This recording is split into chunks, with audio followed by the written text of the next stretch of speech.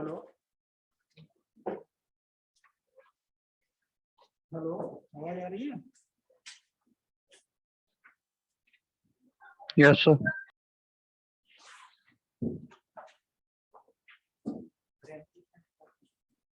पता नहीं जाता लगता।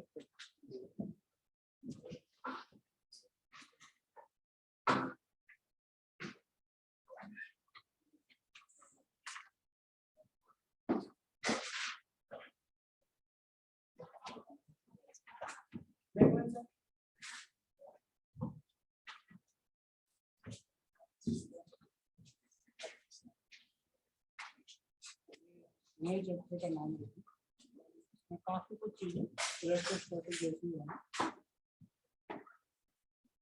ग्रेविटेशन नाम से पता चल रहा, ग्रेविटेशनल फील्ड, ग्रेविटेशनल फोर्स, इस तरह की बात है। जैसे इलेक्ट्रोस्टैटिक में तो हम चार्ज के बारे में पढ़ा था, चार्ज ही अपने आसपास फील्ड प्रोड्यूस करता था, उस फील्ड में फोर्स लगता था, फील्ड कितनी, फोर्स कितना, फील्ड की वजह से पोटेंशियल कितना, वर्क डन, पोटेंशियल एनर्जी, ये सब कुछ स्टडी हुई। ठीक है, यहाँ जो भी हुआ वो मास की वजह से होगा।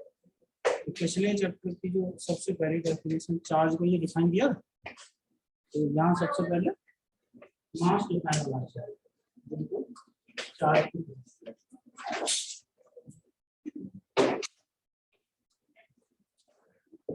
मास को भी बिल्कुल ऐसे चार्ज की तरह डिफाइन है। The property of any object, property of any object by which it produces, by which it produces a field surrounding itself. It produces a field surrounding itself called gravitational field. Called gravitational field. Full stop लगा के लिखेंगे. In this field, any other object.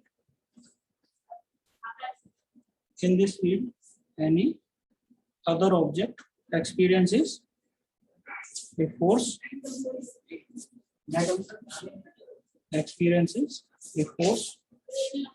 called gravitational force.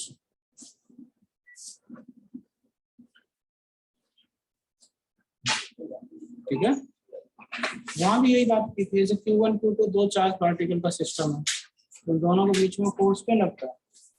Q1 ने अपने आसपास field produce कर रखी है, उसमें Q2 रख दिया, Q2 ने अपने आसपास फील्ड प्रोड्यूस कर दिया, उसमें Q1 रख दिया। ऐसा ही यहाँ भी होगा, दो मास है मान लो M1 M2, तो M1 M2 के बीच का कुछ सेपरेशन होगा, तो इनके बीच में ग्रेविटेशनल फोर्स लगेगा।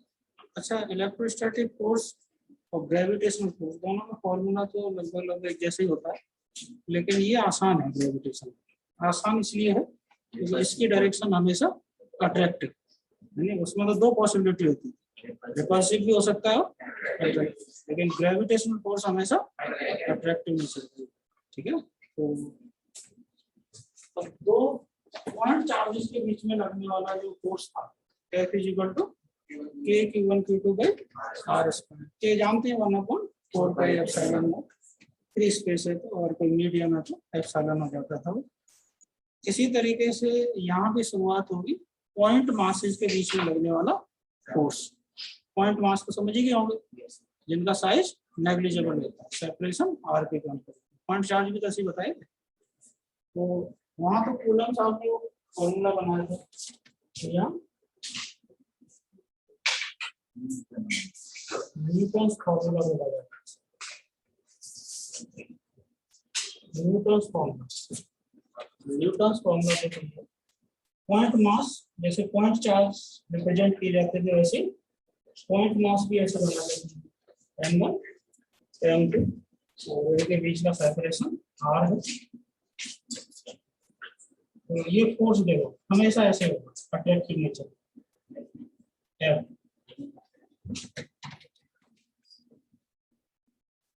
न्यूटन ने जो फॉर्मूला बना के दिया कि इन दोनों पॉइंट मासेस के बीच में रहने वाला अट्रैक्टिव नेचर का जो ग्रेविटेशन फोर्स है इसकी value F is equal to G m1 m2 upon r square. K replace हो गया G से। हाँ, G का नाम होता gravitational constant, universal gravitational constant. 6.67 into 10 minus 11 इसकी वैल्यू जनरली गिवन होती है, रखने की जरूरत पड़ती है। m1 m2 मास हो गया, ठीक है। अब देखो ये जो फोर्स है इलेक्ट्रोस्टैटिक वाले फोर्स से थोड़ा सा इसे कंपेयर करा तो कुछ तो जो बातें सिमिलर है। न्यूटन्स थर्ड लॉ वैलिड हुआ कि नहीं? एक्शन रिएक्शन, एक एक्शन है तो दूसरा इक्वल एंड अपोजिट है, ऐसा वहां भी था, ठीक है। और ये इनवर्स स्क्वायर लॉ यानी F प्रोपोर्शनल टू 1/r वहां भी था। प्रोडक्ट के डायरेक्टली प्रोपोर्शनल वहां भी था और यहाँ भी, ठीक है। दोनों को मिलाने वाली लाइन के अलोंग लगता है बात वहां भी थी। कुछ बातें अलग है। क्या बात है अलग है? वो रिपल्सिव अट्रैक्टिव दोनों हो सकता है लेकिन हमेशा अट्रैक्टिव नहीं चलता, ठीक है। और कोई दूसरा अंतर जानता है तो इलेक्ट्रोस्टैटिक फोर्स और ग्रेविटेशनल फोर्स एक डिफरेंस तो सिमिलरिटी तो कई सारी है। हाँ वो ठीक है, वो तो उसी में आ गया। अट्रैक्टिव भी हो सकता है, रिपल्सिव भी है। थोड़ा सा और क्लियर करके बोलना पड़ा, ऐसे बचपन में तो बोल सकते थे इस बात, अब नहीं बोलेगा, बड़े हो सर। हाँ ये हर मतलब हर मीडियम पे डिपेंडेंट नहीं है, वो मीडियम पे डिपेंडेंट था। ये जो कांस्टेंट था 1/4 एप्सिलॉन जो आता है वो मीडियम की प्रॉपर्टी, ठीक है। लेकिन G है यूनिवर्सल कांस्टेंट, ये मीडियम चेंज करने से चेंज नहीं होगा। तो ये दो डिफरेंस आप चाहो तो लिख सकते। इंडिपेंडेंट ऑफ मीडियम कुछ लिख के भेजा किसी ने, आर्यन बोलना से, ठीक बात है। तो पहला डिफरेंस लिखेंगे, it is always attractive in nature, it is always attractive in nature. बाकी सिमिलर चीजें तो कई सारी हैं, लेकिन ये डिफरेंस दो लिखा है। दूसरा point, it does not depend, gravitational force की बात चल रही है, it does not depend upon medium between the masses या medium in which mass are placed, एक ही बात। Does not depend upon medium between the masses, कोई सा भी मीडियम, एयर है, वाटर है, कुछ भी है, उस पर ये डिपेंडेंट नहीं है, ठीक है। और सिमिलर चीजें तो बहुत सारी। दूसरी बात, ये पॉइंट मासेस के लिए ही वैलिड है, जैसे वो formula K/Q1 Q2/r², point charges के लिए वैलिड था, तो ये पॉइंट मासेस। तो जैसे जरूरी नहीं है जैसे पॉइंट मास है, इस पॉइंट चार्ज भी तो नहीं होते थे कई बार, लीनियर चार्ज हो सकता है। तो फिर उसका तरीका ये है कि जैसे इनफाइनाइट लॉन्ग वायर है, उसके पास कोई चार्ज रख दिया तो इस वायर की वहाँ फील्ड पता कर लेंगे, F = Q/E, ये मेथड। फिर ये डायरेक्ट फॉर्मूला K/Q1 Q2/r² नहीं लगेगा। ऐसे मास जब पॉइंट मास नहीं होंगे तो भी फिर ये फॉर्मूला नहीं लगा। It is valid only for point masses, ठीक है, क्लियर। इलेक्ट्रोस्टैटिक में भी सवाल आते थे, जैसे दो से ज्यादा चार्ज है ना, 3 चार्ज है, Q1 Q2 Q3, तो किसी एक पे कितने फोर्स लगेंगे? Q1 पे देखेंगे, Q2 भी लगाएगा, Q3 भी लगाएगा, उनका जो रिजल्टेंट होगा नेट फोर्स हो जाएगा। जैसे 4 पार्टिकल हैं तो किसी एक पे कितने फोर्स लगेंगे? 3, तीनों का रिजल्टेंट कर दिया जाएगा, नेट फोर्स हो जाएगा। ऐसे यहाँ भी होगा, ठीक है। किसी भी मास पे टोटल फोर्स ढूंढना है तो क्या करेंगे, बाकी जो और आसपास जो मास रखेंगे उन सबके इंडिविजुअल फोर्स पता कर लेंगे और फिर रिजल्टेंट, ठीक है। तो ये तो चलो नेट फोर्स वाला ही एग्जांपल है, तो आसान है, लेकिन इसके कुछ खास एग्जाम्पल से करते हैं, बढ़िया सवाल।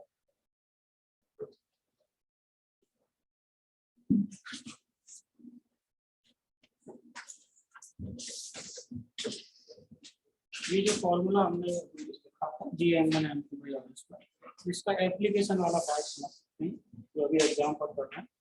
देखो, to identical point masses, to identical point masses, bracket में m लिख लेना, m उनका मास हो जाता है। Two identical point masses are moving along same circular path, are moving along same circular path of radius capital R with same constant speed.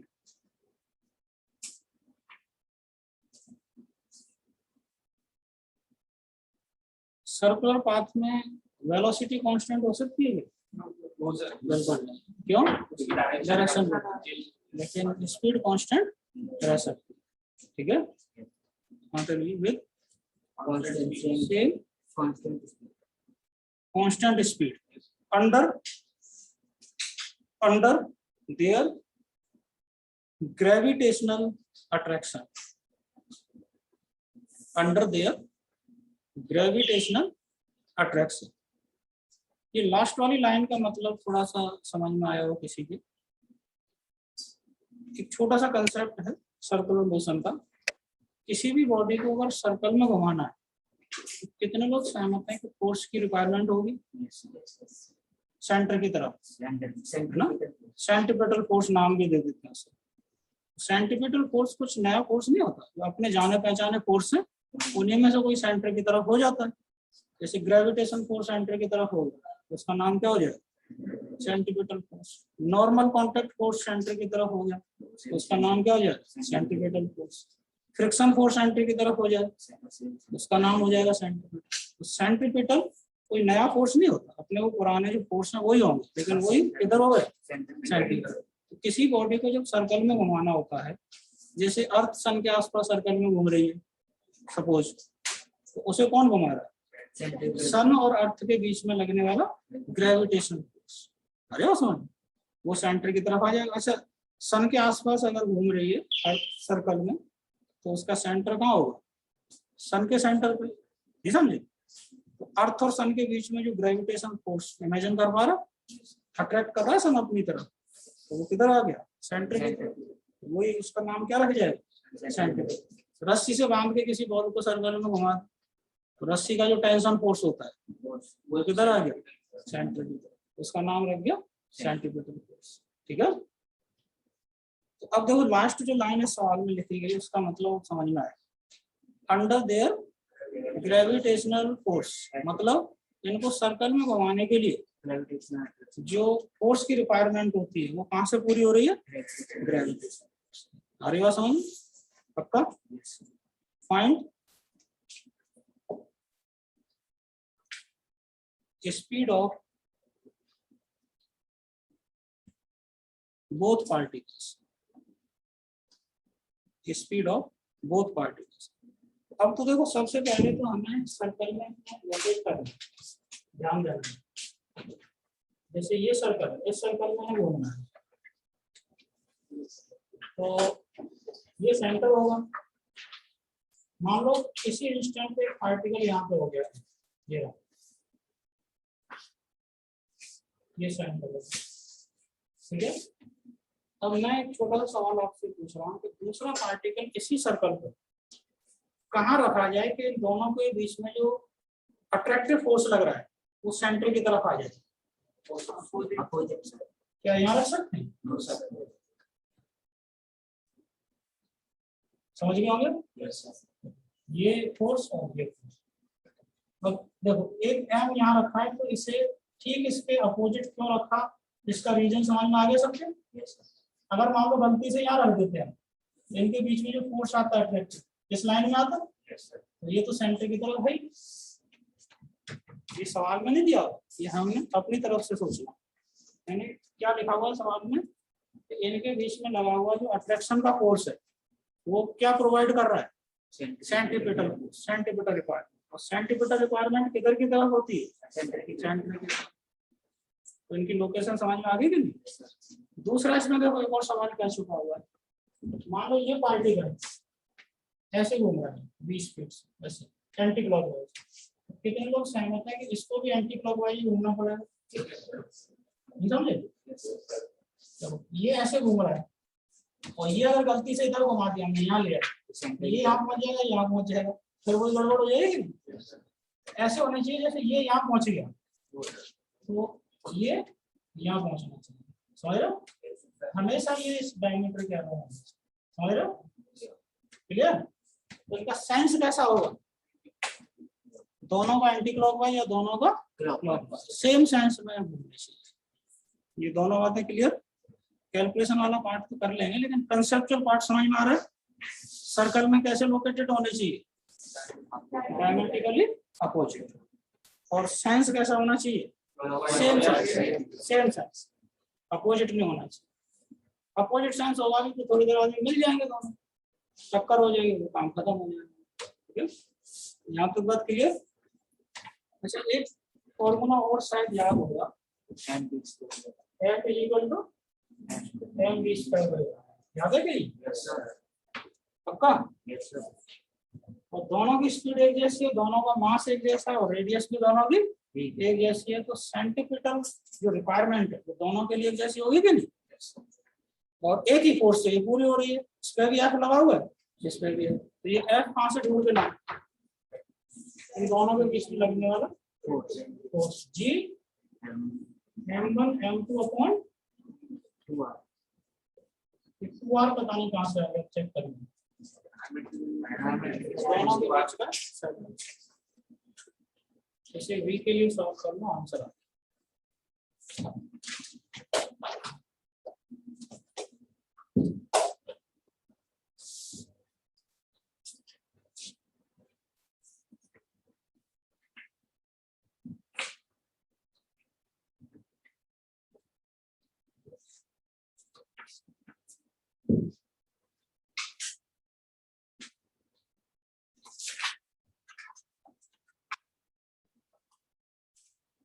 आ गया। तो अब इसका थोड़ा सा लेवल बढ़ेगा, भी तो आ जाएगा यहाँ से, कितना आ गया, एक m कैंसिल हो जाएगा, रूट के अंदर आएगा, रूट जी एम अपॉन 4, ये आ जाएगी। 4 को 4 ले सकते हो, ठीक है। नेक्स्ट क्वेश्चन में कोई कहानी नहीं लिखनी है आपको, पूरी कहानी लिख चुके हैं, बस इतना लिख लो, repeat above problem for 3 particles, repeat above problem for 3 particles. यानी ये सवाल अभी हमने 2 के लिए किया था, अब ये 3 के लिए करना, यानी 3 पार्टिकल एक ही सर्कल में सेम स्पीड से सेम सेंस में घुमाए गए और सेंटीमीटर रिक्वायरमेंट आएगी इनके बीच में लगे हुए ग्रेविटेशन फोर्स। सबसे पहले तो इस सर्कल पे तीनों पार्टिकल्स को किस तरीके से लोकेट करें कि किसी एक पे लगने वाला नेट फोर्स सेंटर की तरफ आ जाए।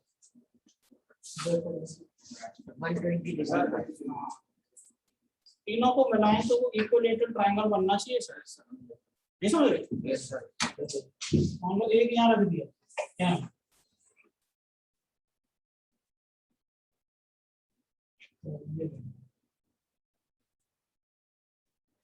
ये स्थिति होनी चाहिए, ये m है, ये m, ये m। किसी भी एक पार्टिकल को देखो, जैसे ये है मान लो ये वाला, इस पर कौन कौन फोर्स लगाएगा, ये m लगाएगा इधर की तरफ और ये वाला m लगाएगा इधर की तरफ, तो इन दोनों का रिजल्टेंट किधर आना चाहिए, सेंटर। भाई बात पकड़ो, ऐसा ही उन दोनों के लिए क्यों,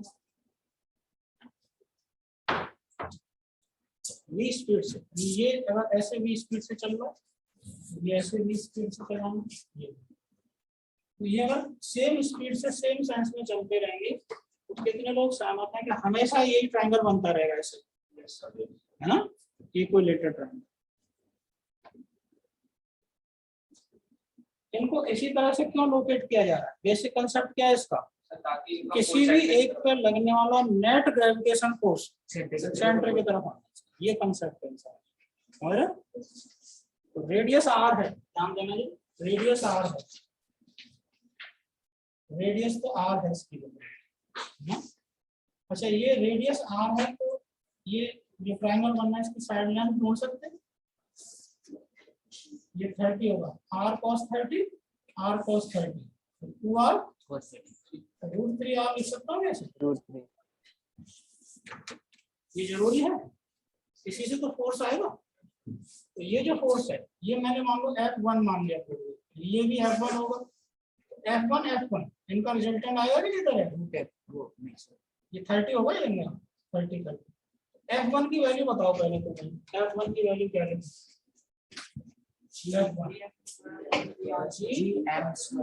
अपॉन √3r का होल स्क्वायर, तो g(m²/3r²), इससे सहमत है सब लोग। अब F1 का इधर कंपोनेंट आएगा F1 cos 30 और इसका भी F1 cos 30, sin 30 कैंसिल हो जाएंगे, तो सेंटर की तरफ नेट फोर्स तो F1 cos 30 ये किसके इक्वल होना चाहिए,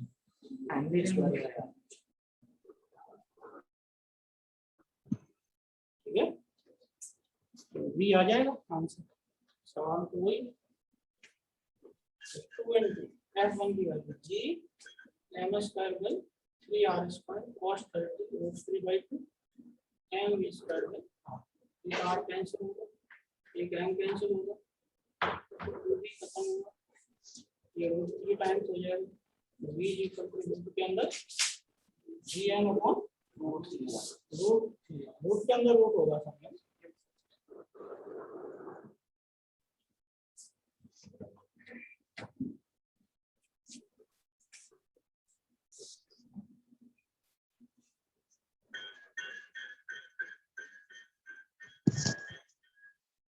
आयुषी राजावत माइक ऑफ करना,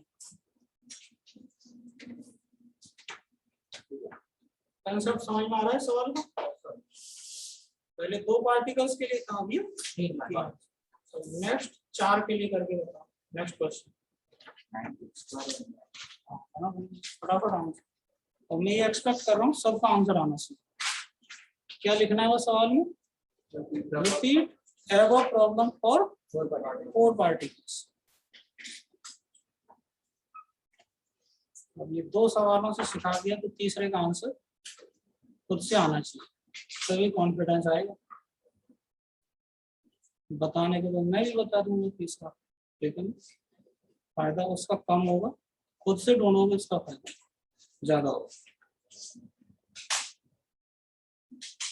किसी भी एक पार्टिकल पे कितने फोर्स लगेंगे, 3, उन तीनों का रिजल्टेंट सेंटर के तरफ तभी आएगा जब वो कैसे लोकेटेड होंगे, स्क्वायर बनेगा, सर्कल पे स्क्वायर बन जाना चाहिए, सर्कल पे तो होंगे ही वो, लेकिन चारों को मिलाएंगे तो स्क्वायर बन जाएगा।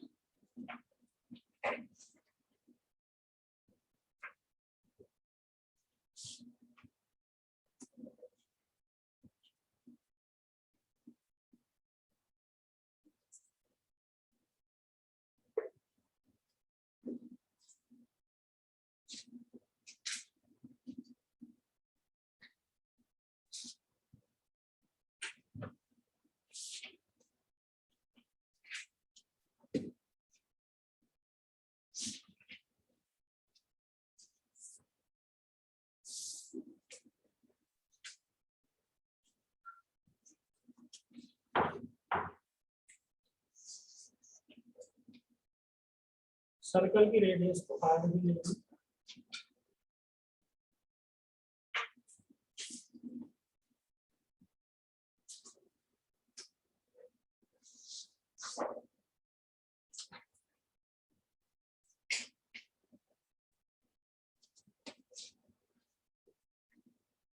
तो ये जो सर्कल बनाया है इसका सेंटर होगा, सर्कल की स्क्वायर का सेंटर, सर्कल का सेंटर एक ही जगह, ये रास्ता आ रहा हो कुछ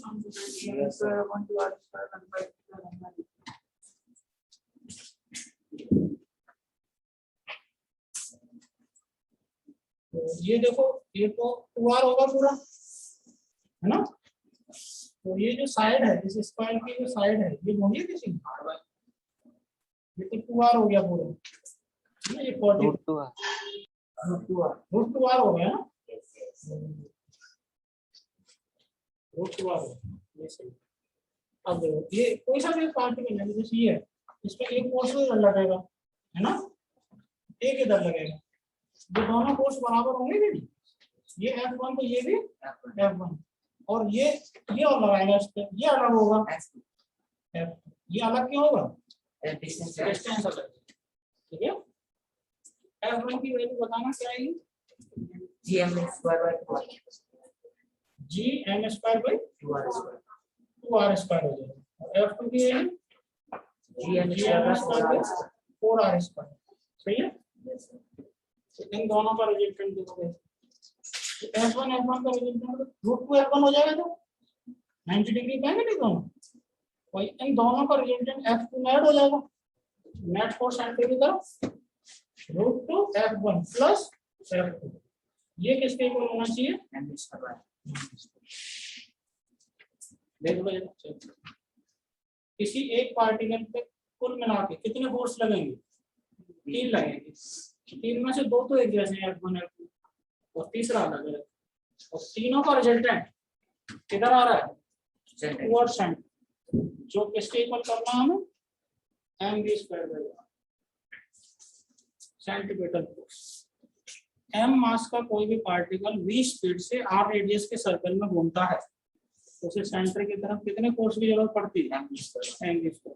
ये एक छोटा सा फॉर्मूला में यूज करते हैं सर्कुलर, ठीक है।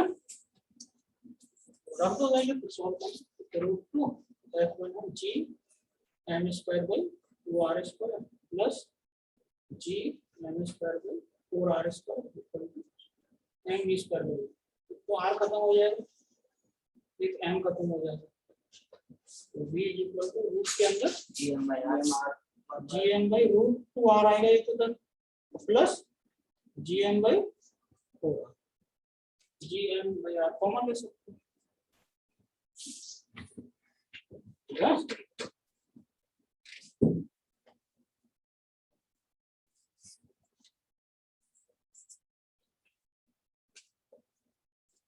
समझ गया,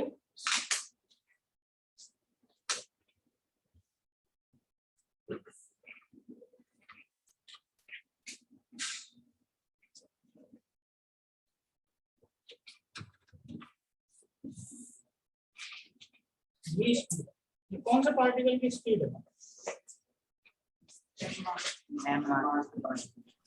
4 हाँ सर ये पॉइंट मासेस हैं, ये एंटी क्लॉकवाइज ही घूमेंगे कि क्लॉकवाइज भी घूम सकते हैं, कैसे भी घूम सकते हैं, लेकिन सेम साइंस होना चाहिए, क्लॉकवाइज घूम रहे हैं तो सारे क्लॉकवाइज घूमे, एंटी क्लॉकवाइज घूम रहे हैं तो सारे एंटी, ये तो पहले ही सवाल में बता दिया, अगर ऐसा नहीं हुआ तो गड़बड़ आ जाएंगे, टकरा जाएंगे आपस में, तो फिर काम खत्म है। इस तरीके से घूमने चाहिए कि हमेशा ये एक स्क्वायर पे मिलनी चाहिए, अगर 4 है, 3 है तो हमेशा ट्रायंगल पे मिलना चाहिए इक्वलिटी, 2 है तो डायमेट्रिकली अपोजिट मिलना चाहिए, ठीक है। सहमत है क्या? अच्छा एक छोटी सी चीज और याद दिलाता हूँ, नहीं याद है तो सीख लेना, वैसे तो उम्मीद है याद होगा सब। जैसे ये 2 पार्टिकल का सिस्टम है ना, सेंटर ऑफ मास जैसा कुछ होता है, सेंटर ऑफ मास का मतलब ये होता है कि इस पूरे सिस्टम का टोटल मास m1 + m किस जगह पर रखा जाए, उसको क्या कहेंगे हम, सेंटर। 2 पार्टिकल का जो सिस्टम होता है m1 m2, तो इन दोनों को मिलाने की जो लाइन है, इस लाइन पर ही होता है सेंटर ऑफ मास, और जो बाहरी पार्टिकल होता है इसके नजदीक, तो मान लो ये मान लो भाग दो, तो यहाँ कहीं सेंटर। अच्छा दोनों का मास बराबर होगा तो कहाँ होगा? बिल्कुल मिलता है। ये है मान लो सेंटर। अच्छा सेंटर मास की m1 से डिस्टेंस है मान लो r1 और m2 से है r2 सपोज, ठीक है। तो एक फॉर्मूला होता है देखो, m1 r1 equal to m2 r2। कुछ लोग तो जानते हैं, जो नहीं जानते वो उसे नोट करें, अभी जरूरत पड़ेगी। दो पार्टिकल्स का सिस्टम होता है, उसका सेंटर मास दोनों को मिलाने वाली लाइन को होगा, और किस तरह से लोकेटेड होगा? m1 से अगर डिस्टेंस r1 है और m2 से r2 है तो ये कैसे रिलेटेड होंगी? m1 r1 equal to m2। अब इसमें देखो m1 m2 बराबर कर दो तो कैंसिल हो जाएंगे क्या? r1 इक्वल टू r2 मतलब बीच में, समझिए। तो कितने लोग सहमत हैं इससे? मैथ के स्टूडेंट, जो मास ज्यादा होगा उसकी डिस्टेंस कम होगी, है ना? प्रोडक्ट है कि नहीं, प्रोडक्ट इक्वल, तो मास ज्यादा तो डिस्टेंस कम, यानी अगर मान लो m1 ज्यादा है तो ये distance come. Centre of mass heavy part की तरफ होता है, किसी सिस्टम का सेंटर ऑफ मास किधर होता है? हैवी वाले पर, ठीक है। तो ये अगर कंसेप्ट समझ में आ रहा है तो नेक्स्ट क्वेश्चन है। अभी जो हम सीख रहे थे ग्रेविटेशनल फोर्स वाला कंसेप्ट, और ये कंसेप्ट मिला जुला के एक सवाल बनता है। तो सवाल ये है, पहले लिख लो डायग्राम बाद में। 2 point masses, 2 point masses m1 and m2, m1 m2 की value. 2 point masses m1 and m2 are moving along circular paths,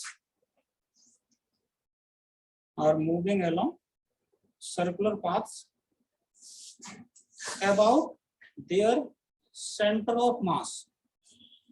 centre of mass को शॉर्ट में COM बोल देते हैं। about their center of mass under gravitational force, under gravitational force, ठीक है। अब इस चीज को मैं डायग्राम से समझाता हूँ। देखो ये जो कहानी लिखी है कहानी, तो डायग्राम में कैसे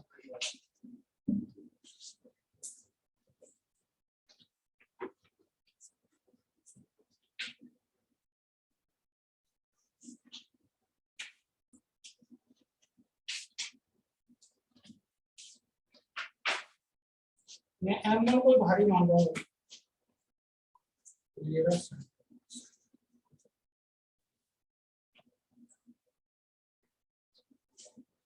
m1 जिस सर्कल में घूम रहा है, about their center of mass का मतलब समझ में आ रहा होगा। मतलब ये जिस इन सर्कल्स में घूम रहे हैं उन दोनों सर्कल्स का सेंटर कहाँ पे है? इन दोनों के सेंटर, ध्यान देना।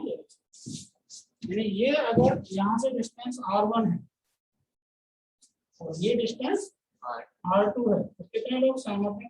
m1 जो है वो r1 रेडियस के सर्कल में घूम रहा है और m2 r2 रेडियस के सर्कल, और दोनों सर्कल का सेंटर एक ही है।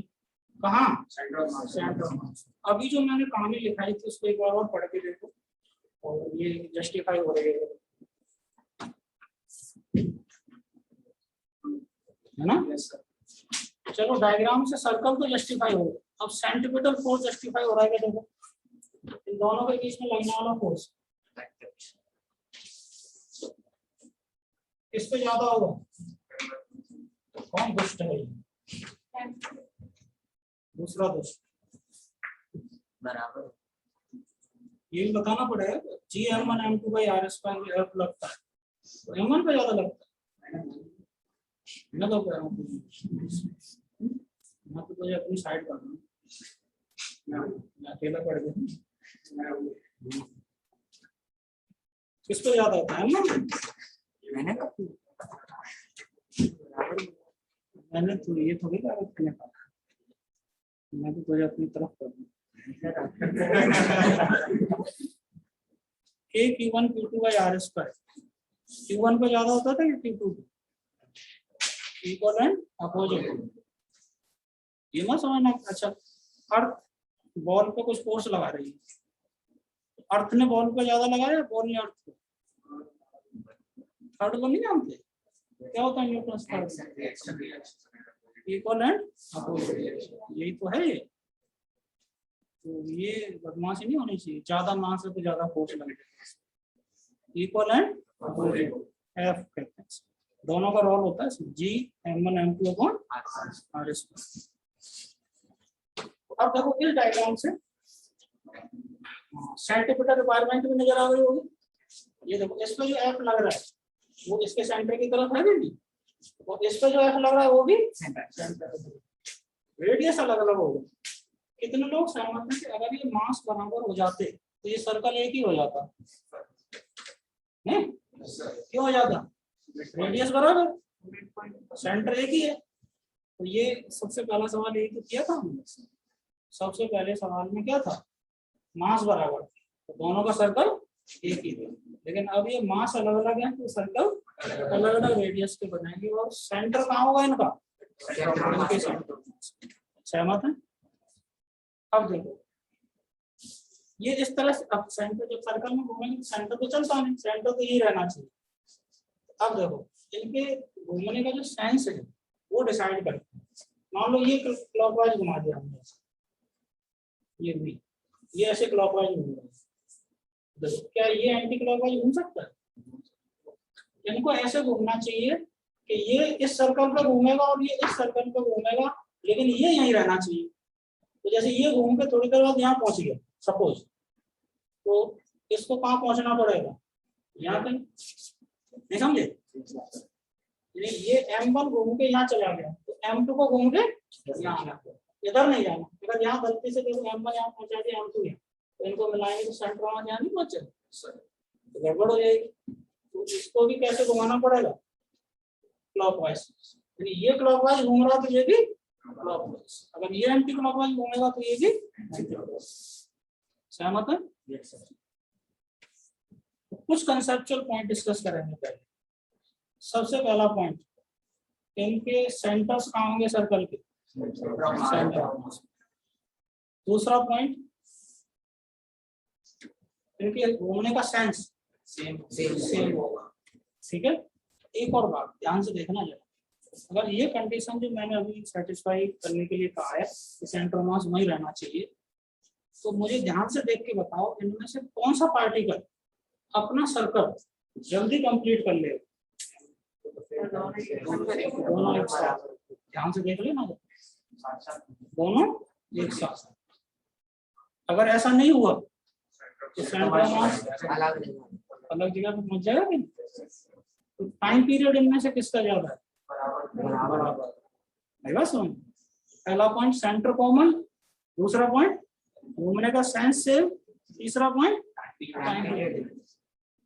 अच्छा, टाइम पीरियड और इसकी जो एंगुलर वेलोसिटी होती है उनमें कुछ रिलेशन होता है।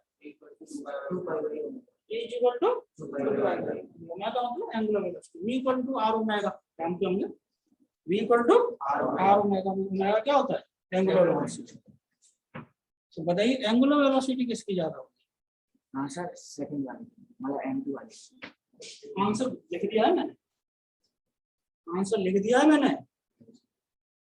टाइम पीरियड किसका ज्यादा है? तो ओमेगा किसका ज्यादा हो? हाँ क्यों? वैसे दिख नहीं रहे यहाँ से क्या? पाई थोड़ी बदल जाएगा, उसके लिए पाई अलग है, इसके लिए पाई अलग है।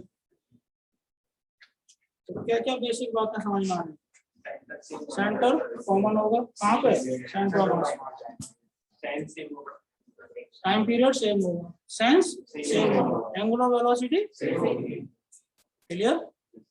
ये जो मैंने सवाल लेके जो किया है ये बेसिकली हमें बड़ा इंपॉर्टेंट सा एक अपना अरेंजमेंट होता है, एक सिस्टम होता है, वो पढ़ रहे हैं।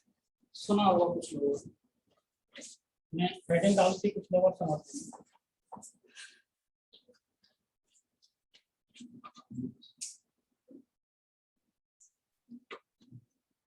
बाइनरी स्टार या 2 स्टार सिस्टम, 2 स्टार, 2 स्टार हैं जिनका मास है m1 m2, तो दोनों के बीच का वो सेपरेशन होगा, और 2 स्टार्स के बीच का जो सेपरेशन है वो बहुत ज्यादा होता है जनरली उनके साइज के कंपैरिजन। क्या मान सकते हो? Point mass. ठीक है, तो बाइनरी स्टार सिस्टम नाम से हमें कुछ सवाल मिलते हैं। तो सबसे पहला पॉइंट, बाइनरी स्टार जो सिस्टम होता है, 2 स्टार्स का जो सिस्टम है, उस सिस्टम में दोनों स्टार्स सर्कल में घूमते हैं, तो उन सर्कल्स का सेंटर कहाँ होता है? Centre of mass. आपका रेडियस कौन से स्टार की कम होगी सर्कल में घूमने की? इसका मास ज्यादा होगा। कंफर्म? उनके घूमने का सेंस सेम होगा, टाइम पीरियड सेम होगा, वेलोसिटी सेम होगी। ये हेडिंग लिख लेना, बाइनरी स्टार सिस्टम या 2 स्टार सिस्टम लिख लेना ब्रैकेट।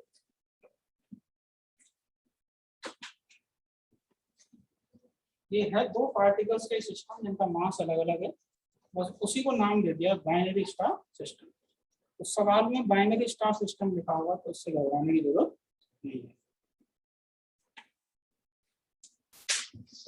तो देखो पहला point, the center of both circles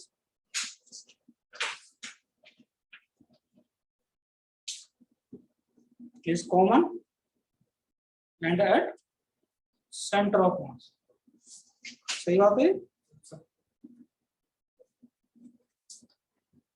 दूसरा point, sense of rotation is same।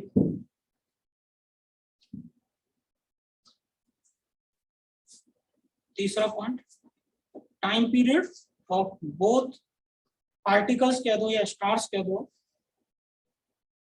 Time period of both particles या बोथ स्टार्स इज सेम।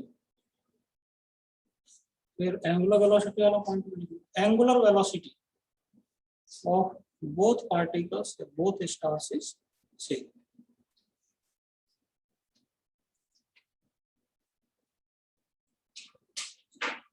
ठीक है, तो ये तो कंसेप्चुअल पॉइंट हो गया। अब इसमें देखो कुछ कैलकुलेशन कर लेते हैं।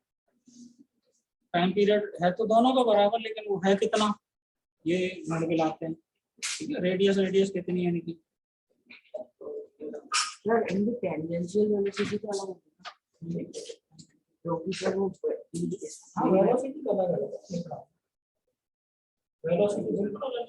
ये v1 होगा और ये v1 तो r होगा, ओमेगा एक जैसा है लेकिन रेडियस तो अलग अलग, तो स्पीड तो इनकी अलग अलग।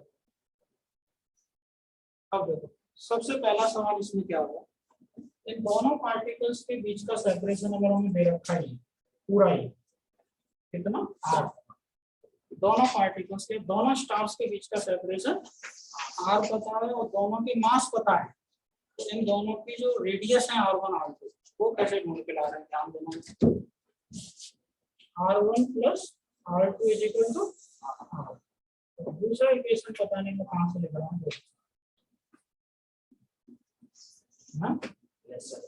सहमत है इससे? सब तो हो गए होंगे सहमत, तो बता देता हूँ। दोनों को सॉल्व करो, r1 r2 को r1 का आंसर आ जाएगा r2 upon m2 upon m1 plus m2 into r, r2 आ जाएगा m1 upon m1 plus m2। कौन से सवाल का जवाब आ गया? दोनों की रेडियस क्या क्या होंगे।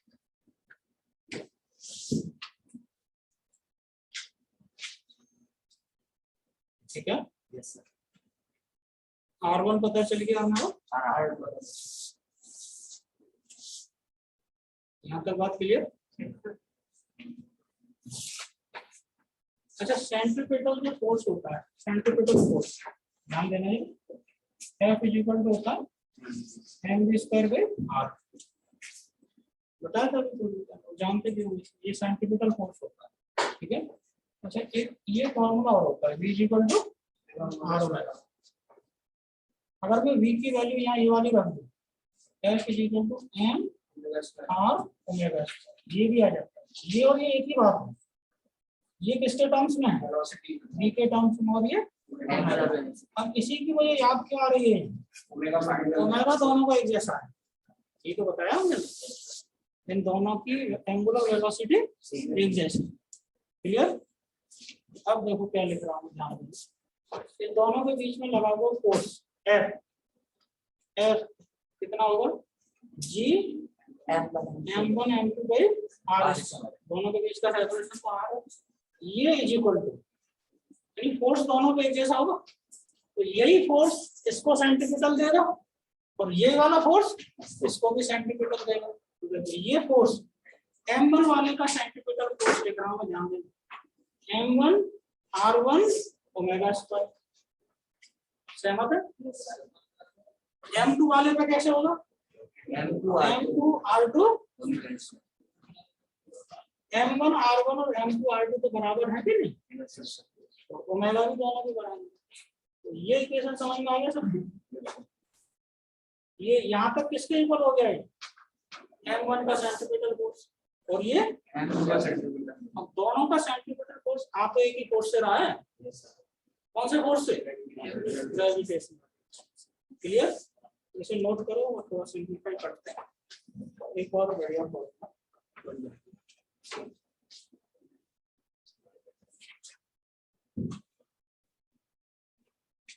G M1 M2 by R, R है दोनों के बीच का सेपरेशन,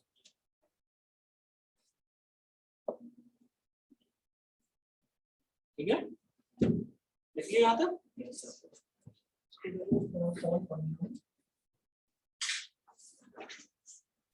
किसी एक की हेल्प से सॉल्व कर लें। ये मान लो G M1 M2 by R square is equal to M1 R1 omega square, G M1 M2 by R square is equal to M1 R1 की वैल्यू अभी ढूंढी थी हमने, M2 by M1 plus M2 upon M1 plus M2 into R। अब देखिए M1 M2 खत्म हो गया सर, ठीक है, तो G ये M1 प्लस M2 इधर चला गया, अपॉन R क्यूब बन जाएगा, ये R स्क्वायर है, ये square, omega is equal to आ जाएगा रूट के अंदर G M1 plus M2 upon R।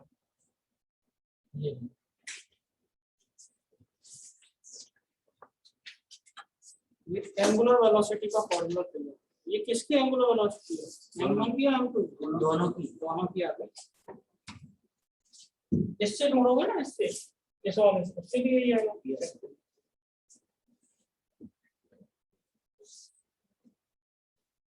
और इस एंगुलर वेलोसिटी से क्या हम दोनों के टाइम पीरियड भी बता सकते हैं, 2 pi by omega, time period of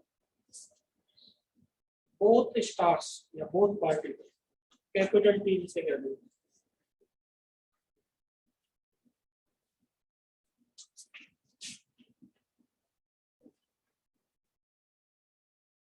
time period होता है 2 पाई बाई ओमेगा, तो टाइम पीरियड का फॉर्मूला बनेगा 2 पाई रूट R के ऊपर चला जाएगा G M1 plus G M1, ये टाइम पीरियड का।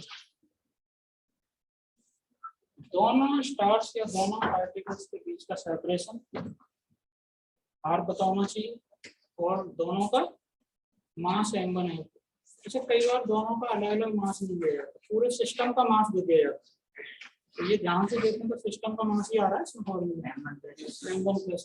टाइम पीरियड ढूंढने के लिए टोटल मास की जरूरत है, इंडिविजुअली भले नहीं पता, टोटल मास दिया है दोनों का बड़ा, तो रख देंगे M1 प्लस, ठीक है।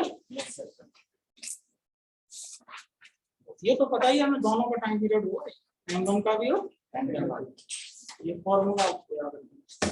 अच्छा, गिवन सिस्टम के लिए ये m1 प्लस m2 कांस्टेंट हो जाएगा कि नहीं? g पहले से कांस्टेंट था ही, तो फाई कांस्टेंट रहता ही है, तो मैं देखो ऐसे लिख सकता हूँ।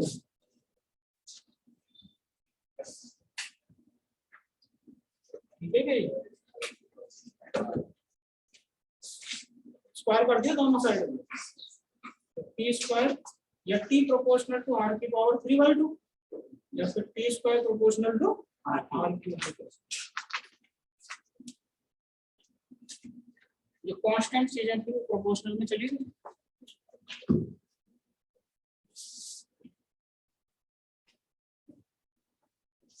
ठीक है, तो ये हो गया बाइनरी स्टार सिस्टम या टू स्टार सिस्टम। उसके लिए ये फॉर्मूला आपको याद है, टाइम पीरियड का फॉर्मूला, टाइम पीरियड पे याद है, उससे ओमेगा भी आ जाता है। ठीक है, तो कुछ कंसेप्चुअल बातें भी पता होनी चाहिए। कंसेप्चुअल पॉइंट क्या थे? सेंटर ऑफ मास को दोनों के सेंटर होंगे, जो भारी होगा उसकी रेडियस कम होगी। ठीक है, दोनों के साइन सेम होंगे, ओमेगा एक जैसा होगा। ठीक है, और फिर कैलकुलेशन वाला पार्ट, दोनों के मास पता है, दोनों के बीच का सेपरेशन पता है, तो इंडिविजुअल रेडियस दोनों की r1 r2 क्या होगी? r1 आ गया था m2 upon m1 plus m2 into r, और r2 आया था m1 upon m1 plus m, और इस फॉर्मूले से इनके टाइम पीरियड। ठीक है,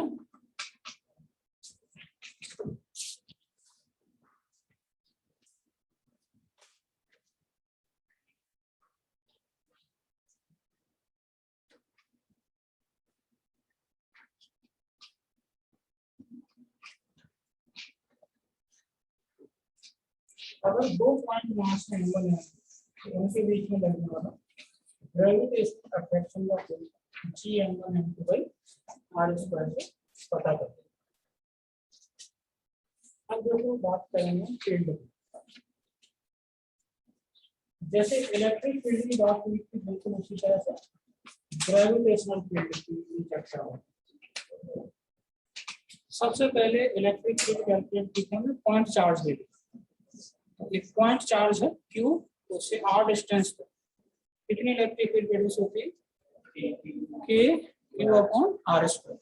चार्ज अगर पॉजिटिव है तो अवे और नेगेटिव है तो आ गई। उसके बाद फिर चार्ज अगर पॉइंट चार्ज नहीं है तो लीनियर चार्ज हो सकता है, सरफेस वाला चार्ज हो सकता है, या वॉल्यूम। ठीक है, तो वही सारा काम यहाँ लिखो, ग्रेविटेशनल फील्ड। तो सारे फॉर्मूले आने वाले, सारे फॉर्मूलों का रिवीजन होगा जो इलेक्ट्रिक फील्ड में पढ़ चुके हैं। ग्रेविटेशनल फील्ड, हाँ, तो वहाँ पर टेस्ट चार्ज दिया था, यहाँ पर टेस्ट मास होगा पर यूनिट मास। और सर वहाँ पे F इक्वल्स टू हाँ यार वही सेम चीज, कुछ भी अंतर नहीं। ग्रेविटेशनल फील्ड सिंबल भी वही रख लेंगे, ई, कैपिटल ई रख दो इसका सिंबल। ठीक है, तो इसमें सबसे पहला पॉइंट लिखो, gravitational field of point mass. Main heading तो ग्रेविटेशनल फील्ड होगी, इसमें पहली हेडिंग क्या लिख रहे हैं? Gravitational field of point mass. Negligible size का अगर मास है तो उसकी ग्रेविटेशनल फील्ड, m मास है और इससे r डिस्टेंस।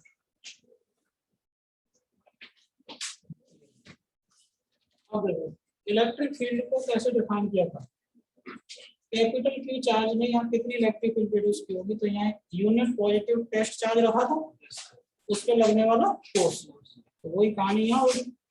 ये m कैपिटल M मास है और यहाँ इसने कितनी फील्ड प्रोड्यूस की है ग्रेविटेशन, तो यहाँ रखेंगे यूनिट पॉजिटिव, तो ऑब्वियस हो गई, यूनिट मास रखेंगे। ठीक है, उस पर कितना फोर्स लग जाएगा?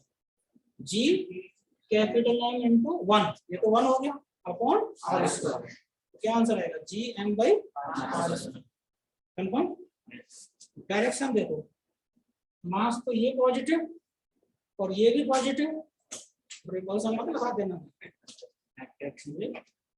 कैसा फोर्स लगेगा?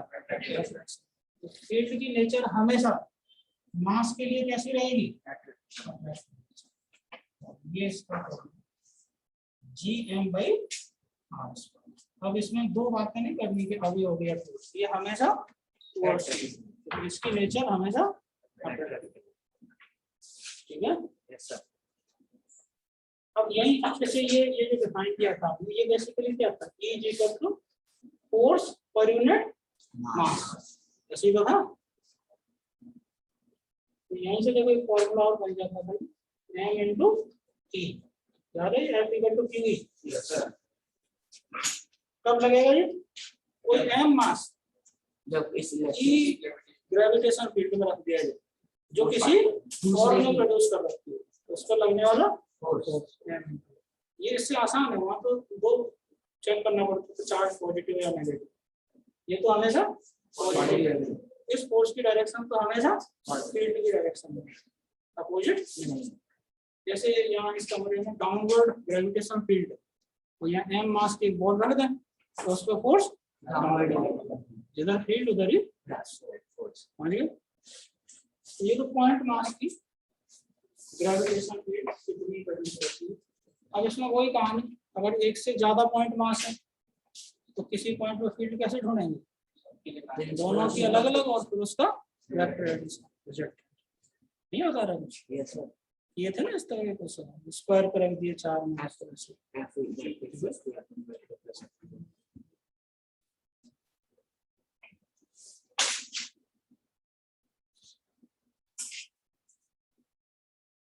जैसे ये स्क्वायर है, इसके कॉर्नर्स पर रख दिए 4 आइडेंटिकल पॉइंट मास है, बता सकते इसके सेंटर पर कितनी फील्ड है, ग्रेविटेशन फील्ड 0। क्यों,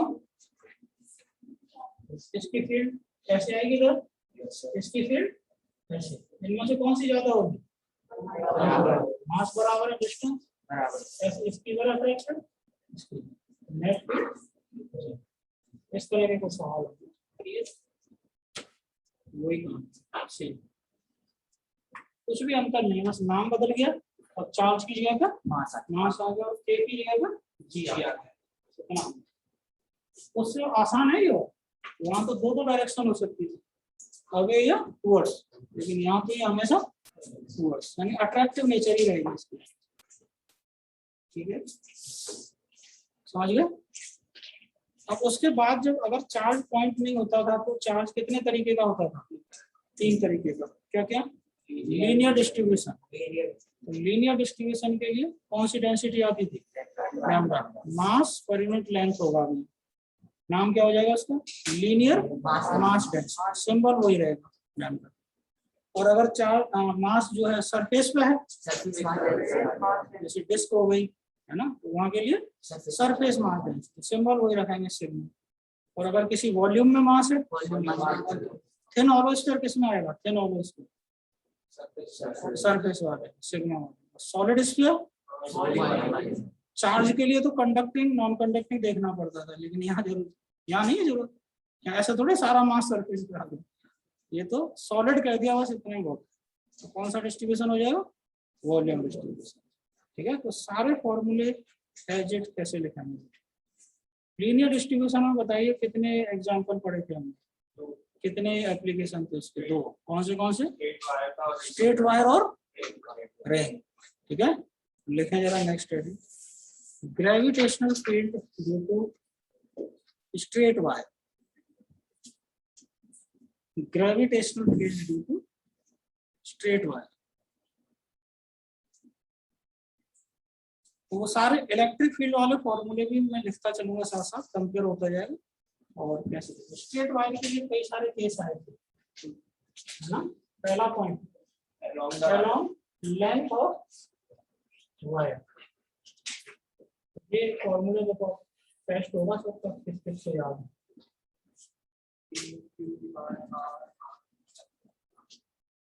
अलोंग लेंथ ऑफ वायर, इसका मतलब ये था, जैसे एक ये वायर है ए बी, ये वायर अपना ए बी, केवल इसकी लेंथ है और मास m है इसका, तो इसके लिए लैम्डा डिफाइन कर लेंगे पहले तो m/l।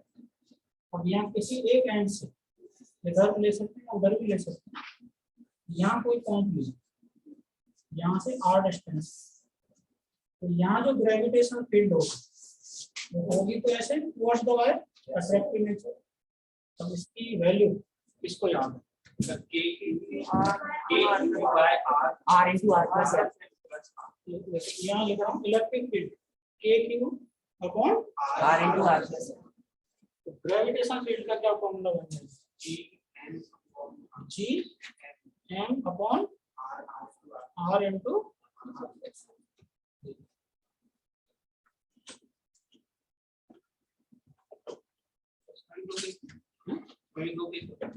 बहुत सारे केस बनेंगे सब। R is greater than इसमें तो अभी दो पॉसिबिलिटी, लेकिन जनरल वाले इसमें देखो क्या बनेंगे दो पॉसिबिलिटी। पहला R is very R is very very large as compared to L, यानी ये डिस्टेंस बहुत ज्यादा हो जाए, E is equal to GM by R. GM by R। तो पॉइंट मास पे आ गया। Yes sir. पॉइंट मास ये तो था, ये जो साइज है इसके कंपैरिजन ये डिस्टेंस बहुत ज्यादा आ जाए तो इस वायर को पॉइंट मास मान लिया। दूसरी पॉसिबिलिटी क्या थी इसमें, Greater than L is very very large as compared to R, मतलब KM by R. Infinite long wire कह सकते हैं इसे, वायर की लेंथ बहुत ज्यादा है। तो कैसे बनाते थे इस वायर को, यहाँ पर ऐसे बनते थे कि ये वायर, तो ये देखो बी वाला एंड तो यहाँ और ए वाला एंड कहाँ पहुंच गया इसका, Infinity पर. यार इनफिनिटी, तो इसको कह देते हैं इनफाइनाइट। तो अब देखो उधर वाला एंड तो इनफिनिटी पर, लेकिन ये एंड यहीं खत्म है, तो यहाँ से आर डिस्टेंस पे यहाँ कहीं पॉइंट लिया जा रहा है। इस पॉइंट पे जो फील्ड होगी आएगी तो ऐसी फोर्स, लेकिन इसकी वैल्यू देखो एल अगर बहुत ज्यादा हो जाता है आर के कंपैरिजन में, तो आर प्लस एल को एल लिख देंगे, तो क्या फॉर्मूला बन जाएगा, KM by R. G M by R into L, और एम बाई एल को हम क्या लिख सकते हैं, जी लैम्डा बाई, वहां ये क्या आता था के लैम्डा, सब वही फॉर्मूला अलग कुछ। अब थोड़ा सा पता चल रहा होगा कि इस चैप्टर को इलेक्ट्रोस्टैटिक के तुरंत बाद में पढ़ते हैं, होता तो 11th वाला सिलेबस है, ग्रेविटेशन 11th वाले सिलेबस में आता है, लेकिन इस चैप्टर को इलेक्ट्रोस्टैटिक को पढ़ने के बाद आसान है। तो पहला point along length of wire ये कंप्लीट हो गया, और इसमें ये दो पॉसिबिलिटी आ गई, ठीक है। दूसरा पॉइंट इसमें क्या होता है, जनरल पॉइंट थीटा 1 थीटा 2 वाला, देखो यार इसमें याद हो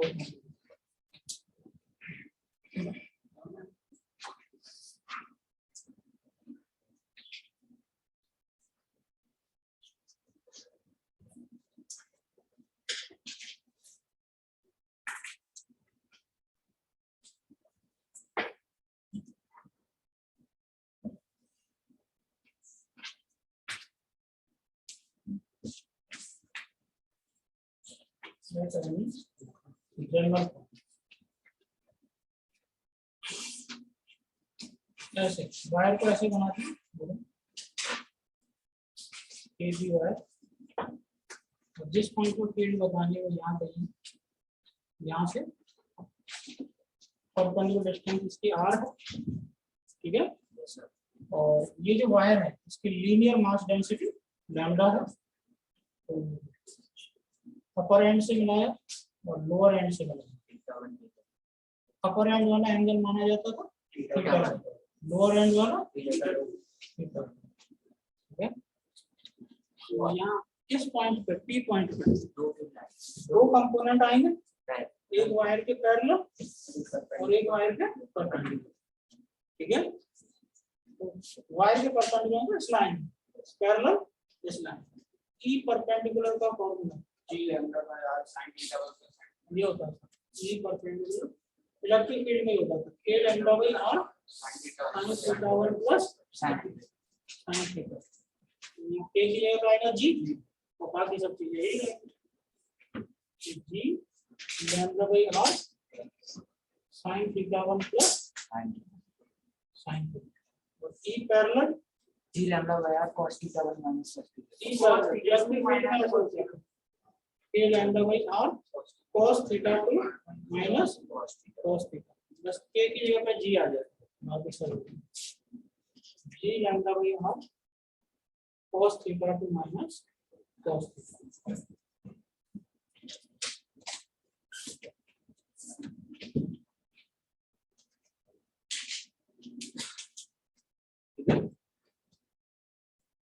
ये कोई भी जनरल पॉइंट उसके लिए लैम्डा तो गिवन नहीं होगा, ये एंगल गिवन होगा ना, वही परपेंडिकुलर डिस्टेंस गिवन होगी, तो इस जगह पे दो कंपोनेंट मिल जाएगा, एक परपेंडिकुलर और एक पैरेलल, तो इन दोनों के रिजल्टेंट से नेट फील्ड आ जाएगी नहीं, root of d1 e perpendicular square plus e parallel net field.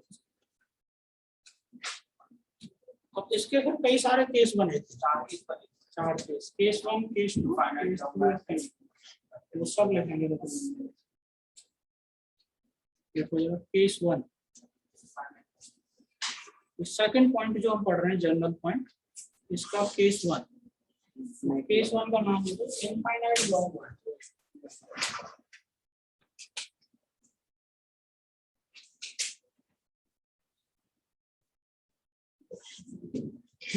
Case 1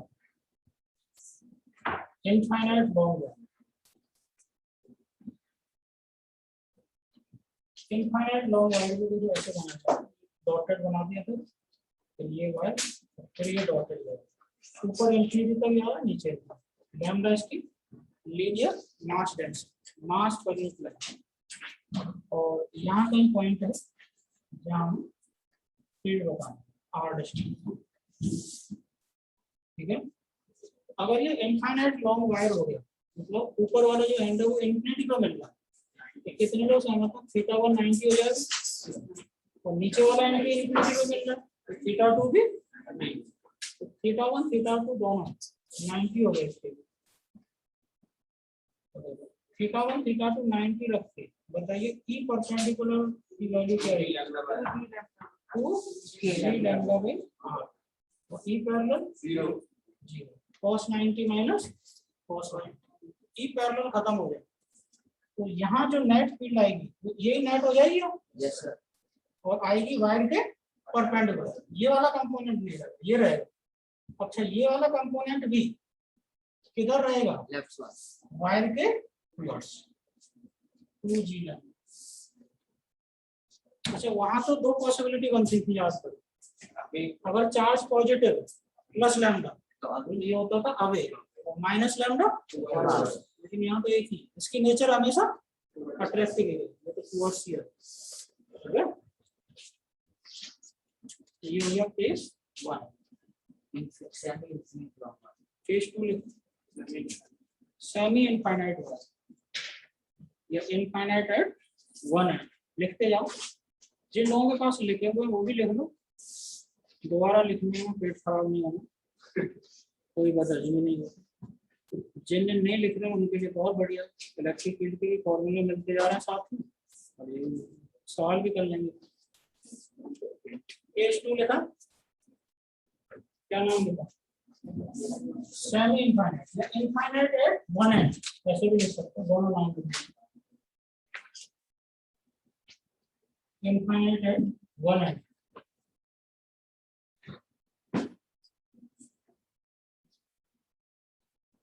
या फिर सेमी इनफाइनाइट,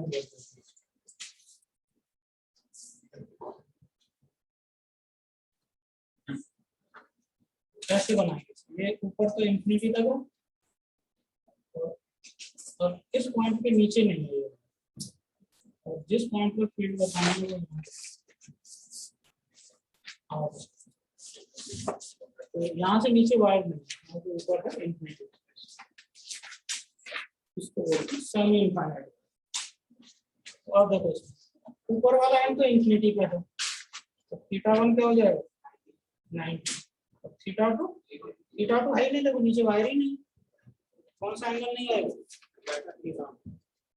अब इन दोनों वैल्यूज को रख के जिसमें ई परपेंडिकुलर ई पैरेलल क्या है, दोनों इक्वल आ रहे हैं,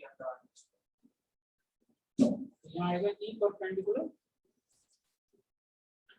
sin 90 प्लस sin 0 तो बन जाएगा g lambda by E parallel G lambda cos theta cos 0 minus cos 90 1 lambda 0 यही बचे प्लस g लैम्डा। ठीक है, अब यहाँ दोनों कंपोनेंट आएंगे, y का परपेंडिकुलर वाला भी आएगा और पैरेलल। कैसे आएंगे देखो ध्यान दो, ये मास वाली डेंसिटी है और फील्ड की जो टेंडेंसी होती है मास वाली जो ग्रेविटेशन की, उसकी नेचर क्या होती है, अट्रैक्टिव। तो इस जगह पे जो दो कंपोनेंट आएंगे वायर के परपेंडिकुलर, तो ये वायर के परपेंडिकुलर वाला है वायर की तरफ आएगा जी लैम्डा बाई आर, और ये जो पैरेलल जो आएगा पैरेलल नीचे आएगा या ऊपर, ऊपर मतलब वायर की तरफ जी लैम्डा बाई आर। इन दोनों का रिजल्टेंट ऐसे आएगा कि नहीं, 2 जी लैम्डा ये होगी नेट फील्ड रूट 2 जी लैम्डा।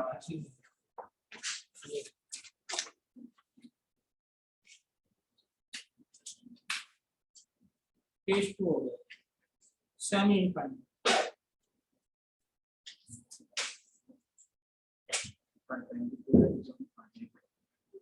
केस 3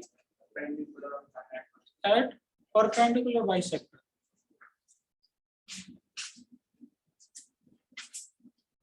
ये लिखेंगे केस 3 लिखेंगे, केस 3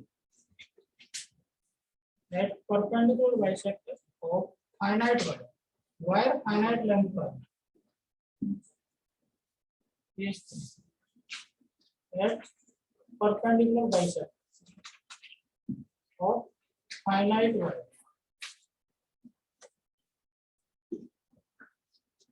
तो फाइनाइट लेंथ का ये वायर हो गया मान लो AB।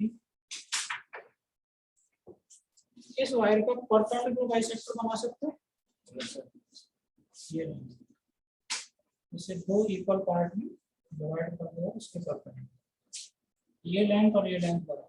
तो इस वाली लाइन पे कई पॉइंट लेना है मुझे, यहाँ से आर्ट इस पॉइंट पर फिर अगर ये पॉइंट परपेंडिकुलर बाइसेक्टर पे है दोनों बराबर, तो θ1 θ2 ये अगर थीटा है तो ये भी थीटा होगा, θ1 इज इक्वल टू θ2 ऐसा होगा।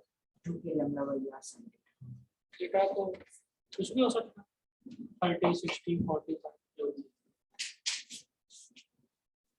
अब इसमें कंडीशन ये है कि θ1 θ2 दोनों बराबर हो जाएंगे जो मान लो थीटा है, तो ई परपेंडिकुलर क्या आएगा 2g लैम्डा sin θ2 आया 2g lambda by R sin θ। E parallel 0 cos theta minus cos theta. ये वायर के पैरेलल वाला कंपोनेंट नहीं है, ये वाला परपेंडिकुलर वाला आएगा, और परपेंडिकुलर वाला भी टुवर्ड्स द वायर आएगा ऐसे, ये आएगी डायरेक्शन। और वैल्यू होगी इसकी 2g lambda by R sin θ।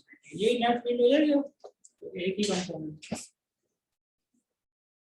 फिर इसमें आया था fourth case, perpendicular not at not on the wire. ये नोट करें, ये सारे केस अपने आप में फॉर्मूले की तरह ही काम आते हैं, सारे फॉर्मूले ही जनरल फॉर्मूला तो यही है। तो अब इन्हीं में ये कुछ स्पेशल कंडीशंस करवाते हैं, तो ये फॉर्मूले केस 4 का नाम है perpendicular not on the wire.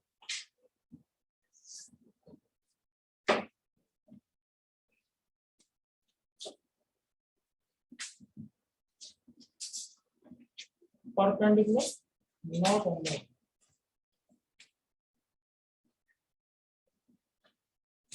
इसका मतलब देखो कुछ ऐसा है, जैसे ये वायर है AB, तो जिस पॉइंट पर फील्ड बतानी है वो यहाँ कहीं है, ठीक है ऐसा है। अब इस P पॉइंट से इस वायर पे जो परपेंडिकुलर ड्रॉ करेंगे वो वायर पे आएगा या वायर से बाहर आएगा, वायर पे नहीं खत्म होगा B पे, तो ये लाइन वायर यही खत्म हो गई, लाइन एक्सटेंड की ना जैसे यहाँ से परपेंडिकुलर ड्रॉ करेंगे तो ये होगा, इसे हम आर से। तो हेडिंग का मतलब समझ में आ गया।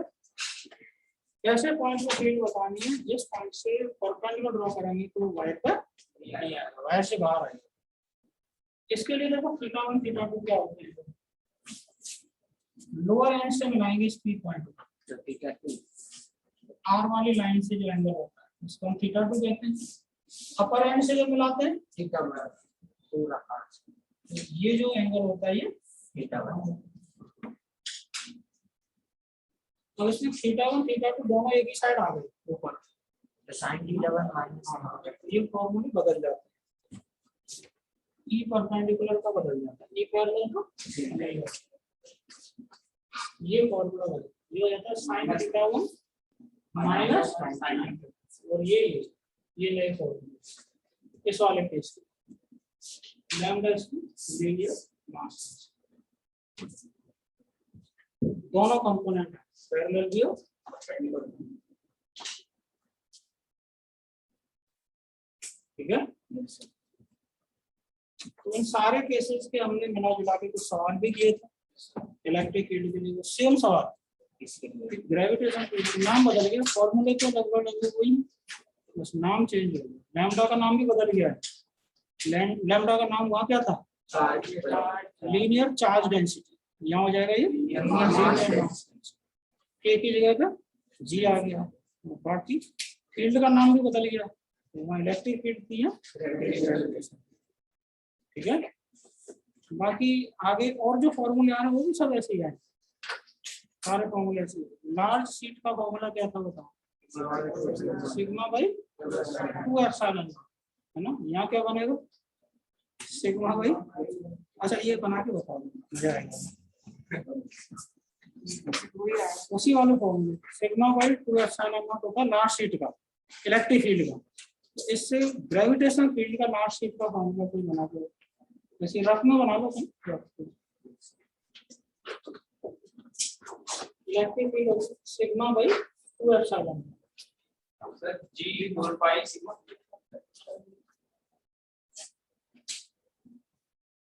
वो सही है, वो सॉरी 2 पाई मल्टीप्लाई, सिग्मा तो सिग्मा ही रहेगा, लेकिन एप्सिलॉन का थोड़ी होगा। देखो जी किसकी जगह पर रख रहे हैं,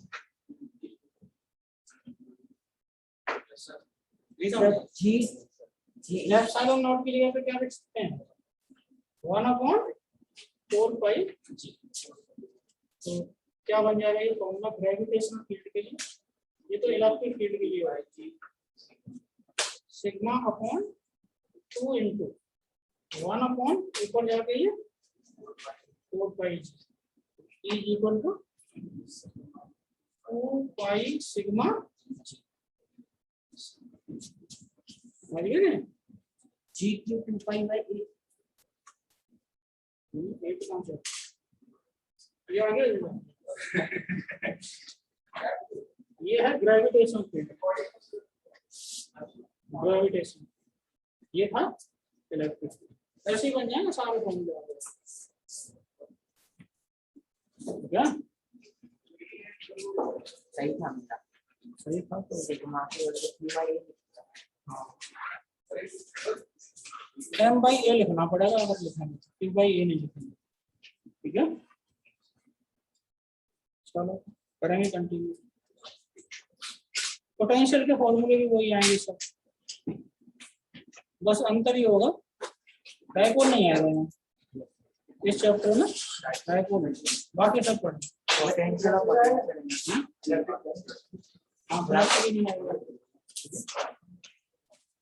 और अच्छा इलेक्ट्रिक फील्ड और इलेक्ट्रिक पोटेंशियल में रिलेशन वाले सवाल याद है, yes sir, DV equal to E dot D minus E dot D, बस वही सेम सवाल, कोई चेंज नहीं, हेडिंग बदल जाएगी बस। Relation between gravitation field and gravitation potential, सारे सवाल में सेम एज इट, कुछ भी चेंज नहीं, बड़ा फॉर्मूला चेंज होगा है, कैप्लर्स लॉ होगा, कैप्लर्स लॉ वाला जो पार्ट होगा वो होगा, बाकी सब इलेक्ट्रिक फील्ड। ठीक है। 2 पॉइंट चार्ज के सिस्टम की पोटेंशियल एनर्जी का फॉर्मूला याद है? यू के Q K Q1 Q2 by R। यहाँ क्या बन जाएगा? जी G M1 M2 by minus G M1 M2 by। Sir वो सर अट्रैक्टिव है, यानी इसको ऐसे मान के लिखा जाएगा, एक चार्ज पॉजिटिव एक नेगेटिव, तभी तो अट्रैक्ट करेंगे। तो एक पॉजिटिव एक नेगेटिव का मल्टीप्लाई करेंगे तो नेगेटिव तो फॉर्मूला क्या हो जाएगा? Minus G M1 M2 by interaction energy के। चलो लिखेंगे। सब मैथमेटिकल टूल्स में कौन कौन से चैप्टर है? मैथमेटिकल टूल्स ट्रिग्नोमेट्री होता है, sin theta equal to perpendicular upon hypotenuse, differentiation होता है, इंटीग्रेशन होता है, जो जब वेक्टर वगैरह है वेक्टर भी होता है। मैथमेटिकल टूल्स मैथ वाले लोगों के साथ पढ़ाने की जरूरत नहीं है, पढ़ाना के कुछ टॉपिक। एक्स स्क्वायर का डिफरेंशिएशन क्या होता है? e to the power x का क्या होता है? log x का क्या पढ़ाते? मैथमेटिकल टूल्स का मतलब होता है जो फिजिक्स में मैथमेटिक्स यूज होता है, तो आप तो बड़ी डिटेल में पढ़ लेते, बायोलॉजी वाले परेशान होते हैं, उनको पढ़ाना पड़ेगा। ठीक है, फिर भी जहाँ जहाँ थोड़ी थोड़ी जरूरत आएगी वो बता दिया करें। नहीं सर इसका टेस्ट है ना लिख दिया होगा। चलो उसमें वो स्क्वायर वगैरह में आता है हाँ डिफरेंशिएशन, इसमें वॉल्यूम दे देंगे रेट कुछ हाँ, और रेट ही तो होता है। dy अपॉन dx के 3 नाम होते हैं। dy अपॉन dx के तीनों नाम पता है? रेट स्लोप एक तो स्लोप होता है, उसका नाम y और x, और एक होता है rate of change of y with respect to x। तीसरा मैथमेटिक्स का नाम होता है differentiation of y with respect to x। 3 नाम, दो तो फिजिक्स वाले नाम, स्लोप भी मैथ वाले नाम है, फिजिक्स में ज्यादा ही। तो प्रॉपर फिजिक्स का नाम तो क्या होगा? Rate of change of y with respect to x। जैसे dv by dt को मैथ वाले लोग तो डिफरेंशिएशन बोलेंगे, लेकिन हम क्या बोलेंगे? रेट ऑफ वेलोसिटी या वेलोसिटी टाइम के ग्राफ का स्लोप। ठीक है,